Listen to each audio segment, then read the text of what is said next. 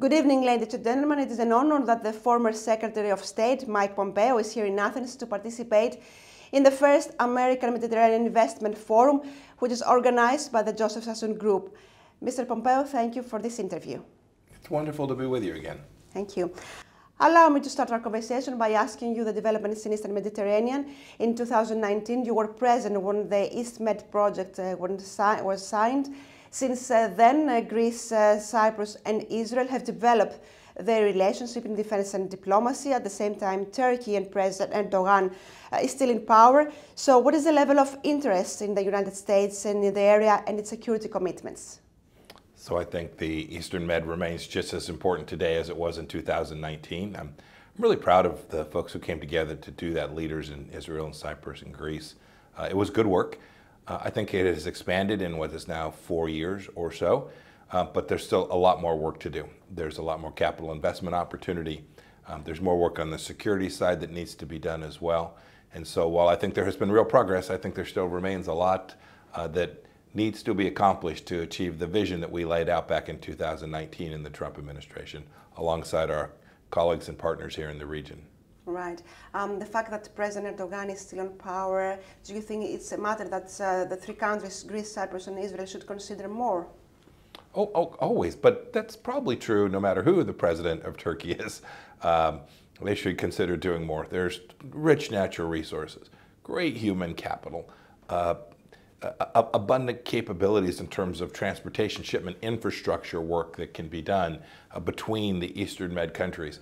They ought to do that regardless of who's in power anywhere in the world. This is good for the people of the region and ought to be continued. Good. The president of Cyprus a few days ago in Washington mentioned your contribution and your role for the lift of the 3-decade-old arms embargo to Cyprus. And he said that after President Erdogan called the international community to recognize the Turkish occupied northern part of Cyprus as an independent state. So I remember it very well.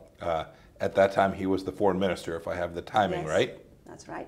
He got promoted. I'm now unemployed, so good for him. I had a chance to speak with him just a couple days ago when he was in New York to rekindle and continue to build our friendship out. Look, Cyprus is doing fantastic work. The decision we made to lift the long-standing arms embargo was not only right for the people of Cyprus, it was right for the people of the United States of America.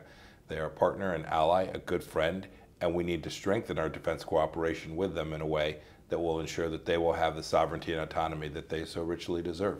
It's pretty straightforward. And still, your position regarding the Cyprus solution is still remaining the same? Yeah, look, in the end, they're going to have to figure this out. There's no magic solution that's likely to be imposed from abroad. I hope that the Turkish leadership and the leader of Cyprus can find a way to accommodate the interests that they each have, right? When we were there, they were at sea, almost at conflict, and we were trying to take down the kinetic risk, the risk that there would be an escalation, an actual war between them. That was a first priority. The second priority is figuring out how to resolve this long-standing dispute, and I hope one day they'll find a path that achieves that. On Ukraine, do you see an end of the war soon? And if so, how do you see this war ending? So this is Vladimir Putin's war. He started it. He's still killing Ukrainians. He could end it today.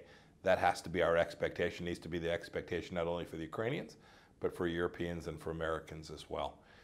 The United States and NATO have patted themselves on the back for the good work that they have done to unite together to support Ukraine, and I'm happy about that. I credit that too. But we should remember they failed in their first task.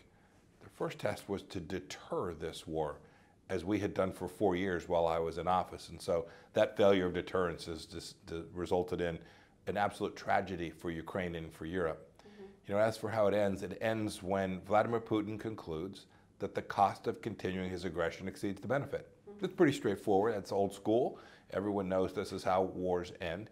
And the West and Ukraine together need to work to make sure that the costs are imposed on him sufficient for him to make that decision. Whether that happens while we're sitting here in this interview or 5 years from now, I can't say. But the failure, frankly, of Europe and of the United States to provide the resources that the Ukrainians needed at the very front end of this, back in 2022, even in the fall of 21, when we knew Putin was going to invade, Our failure to do that has now emboldened Putin, emboldened Xi Jinping, emboldened the Iranians to send drones to Ukraine.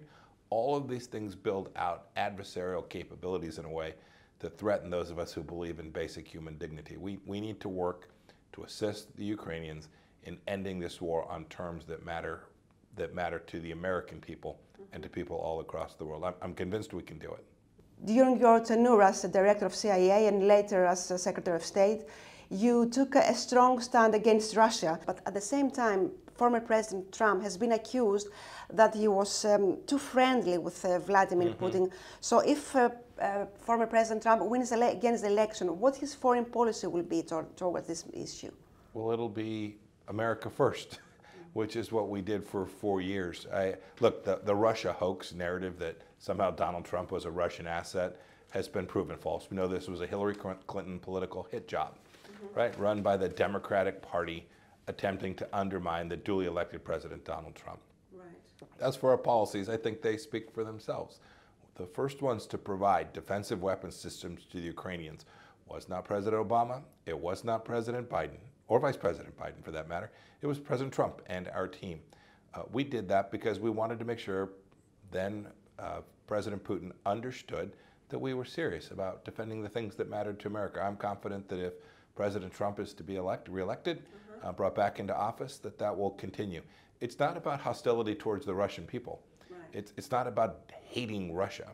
It's about protecting sovereignty of free nations, including our own. Right. So you think that former President Trump will win again the elections because he's ahead of polls? You know, I'll be honest with you. I don't pay much attention to polls in the year before an election. People are reacting to so many different things. The campaign has not truly begun. Since we're referring to U.S. politics, Senator Mενέντεζ has been accused of using his seat at the Senate as chair of Foreign Relations Committee to benefit some officials of the government of Egypt. He stepped down, but this has a huge impact on the Democrat Party.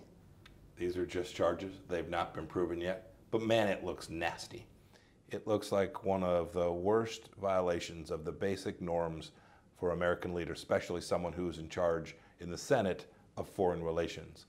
We'll see what the courts prove. Senator Mενέντεζ claims none of this is true, but this is his second time having been charged with bribery. And from where I stand and what I hear from world leaders is Senator Mενέντεζ ought to go leave the United States Senate. He ought to move on to protecting and defending the arguments that he has presented about why it didn't happen, and no longer burden the United States with having someone who's been accused with facts that look pretty apparent to me, at least as I read the indictment, of things that look like America has leaders that can be bribed. Let's move on to Iran. Regarding Iran, what's the U.S. strategy towards Iran? How do you see this strategy change under the Republican if you get back in the White House? So this was probably among the biggest changes we made from President Obama's policy when we came into office. President Obama had coddled, had encouraged the Iranians, had allowed them to make enormous headway towards building out their nuclear weapons program. We crushed it. We completely flipped the way we thought about the Middle East. We knew we had a friend and partner in Israel. We knew we had friends in the Eastern Med. We knew that we could build friendships and relationships with the Gulf Arab states to take on the world's largest state sponsor of terror, which in fact is Iran.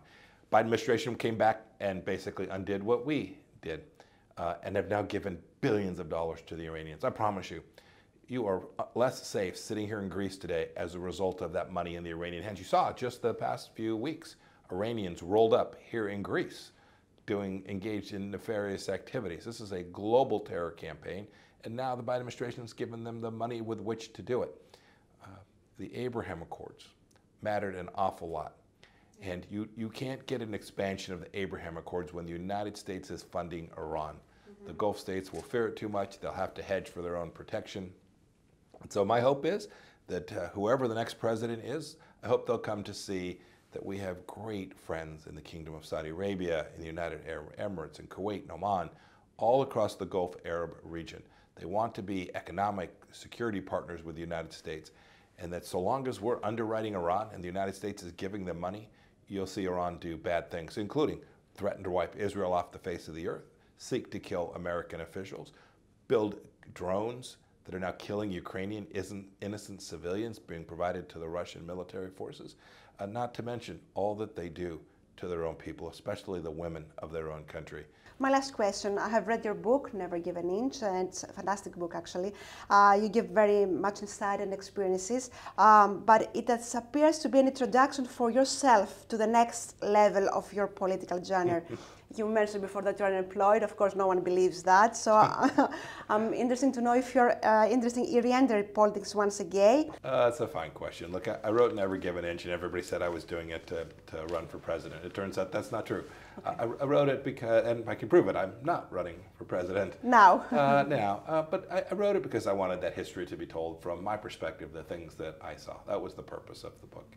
You know, as for my future, I'm back doing what I did before I ran for Congress. I'm back in the business world, trying to create opportunities, investment in the United States and around the world. It's a lot of fun. I'm still connected to the policy and political world, trying to make sure that America doesn't lose its moorings to its founding traditions. But only God knows what will come next in my life, whether I'll re-enter politics or stay in the current place that I'm in. We'll see what the next months and years bring for the Pompeos. All right. Thank you very much, Mr. Thank Pombeo, you. for It the was a interview. wonderful interview. Thank you. Thank you so much. Thank you.